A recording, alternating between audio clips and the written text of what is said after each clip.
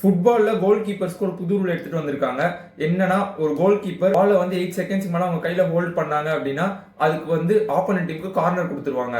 அதாவது அவங்க கண்ட்ரோலில் வச்சிருந்தாங்க, அவர் ஹோல்ட் பண்ணுறது வந்து 8 செகண்ட்ஸ்க்கு மேலே பண்ணாங்கன்னா முதல்லலாம் வார்னிங் கொடுப்பாங்க. அப்புறம் அந்த indirect free kick, yellow card, red card எல்லாம் போய் இப்போ எவால்வ் ஆகி இந்த கார்னர் கிக் ஆப்போனன்ட் டீமுக்கு ஆஃபர் பண்ற ரூல் எடுத்துட்டு வந்திருக்காங்க. IFAB international football association board இந்த ரூலை நெக்ஸ்ட் சீசன், அதாவது 2025-26 அந்த சீசன்ல இருந்து இதுக்கப்புறம் ஃபுல்லா எல்லா டோர்னமெண்ட்ஸ் எல்லா லீக்ஸ்லயும் இம்ப்ளிமெண்ட் பண்ண போறாங்க. உங்களுக்கு எல்லாம் ஞாபகம் இருக்கும், இந்த 2022 FIFA world cup Argentina win பண்றதுக்கும் பிரான்ஸ் தோக்கிறதுக்கும் எமி மார்டினஸ் ஒரு மெயின் டிஃபரன்ஸா இருந்தாரு. நிறைய பெனால்ட்டி எடுக்க வர பிளேயர்ஸ் எல்லாம் வந்து மைண்ட் கேம்ஸ் விளையாடி பாலை தள்ளி விட்டுறது அந்த மாதிரிலாம் பண்ணாரு. அதுக்கப்புறம் அந்த மாதிரிலாம் கோல் கீப்பர்ஸ் எல்லாம் மைண்ட் கேம்ஸ் எல்லாம் விளையாடக்கூடாது, பெனால்ட்டி எடுக்க பிளேயர் தான் வந்து பாலை கண்ட்ரோல் வச்சுக்கணும் அப்படின்னு நிறைய ரூல்ஸ் எல்லாம் சேஞ்ச் பண்ணாங்க. இப்போ இந்த ரூல் வந்து கார்னர் கிக் கொடுக்க போறோம் ஆப்போனன்ட் டீமுக்கு, கோல் கீப்பர் 8 செகண்ட்ஸ் மேல வச்சிருந்தா அப்படின்னு எடுத்துட்டு வந்திருக்காங்க. இந்த ரூல் முதலே வந்திருந்தா ஃபுட்பால்ல எவ்வளவு மாற்றங்கள் இருக்கும் அப்படின்றத உங்க தாட்ஸை கமெண்ட் செக்ஷன்ல விடுங்க.